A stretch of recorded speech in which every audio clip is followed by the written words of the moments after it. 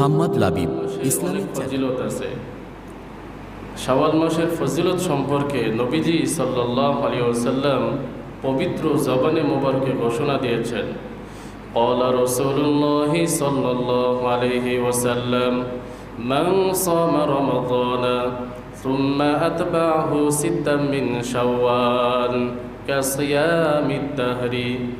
নবীজি সাল্লাল্লাহু আলাইহি ওয়াসাল্লাম ঘোষণা করেছেন, যে ব্যক্তি যে আল্লাহ তাআলার বান্দাবান্দি পবিত্র মাহে রমাজানের রোজা রাখবে, সিয়াম সাধনা করবে, 30টা রোজা রাখার পরে সুম্মা আতবাহু সিত্তাম মিন শাওয়াল, এরপরে শাওয়াল মাসে, আরবি চন্দ্রমাস চলমান মাস যেটা এই মাসের কথা, শাওয়াল মাসে 6টি রোজা রাখবে। নবীজি বলেন ফজিলত হলে এরকম, ওই আল্লাহর বান্দা বান্দি কেমন যেন তারা সারা বছর রোজা রাখলো। সুবহানাল্লাহি বিহামদিহি। 6টি রোজা লাগাতার রাখা যায়। যদি এরকম হয়, কেউ মনে করতেছে আজকে একটা রাখবো, 2 দিন পরে আরেকটা রাখবো, কোনো সমস্যা নাই। মোট কথা এই চাঁদের ভিতরে 6টা রোজা রাখলেই হয়ে যাবে।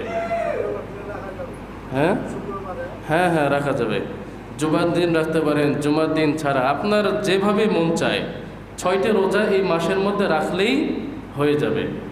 6টা রোজা আরবি চন্দ্র মাস, চন্দ্রের হিসাবে দিনের গণনা হয়ে থাকে, আর ইংরেজি যেই দিন এটা সূর্যের হিসাবে দিনের হিসাব হয়ে থাকে।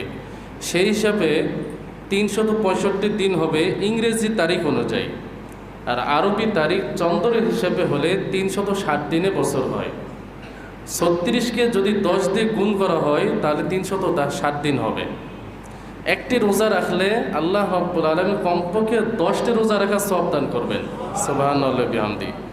36টা রোজা 10 দিয়ে গুণ করলে 360 দিন। নবীজি বলেন সে যেন সারাটা বছর রোজা রাখলো। সুবহানাল্লাহি বিহামদি।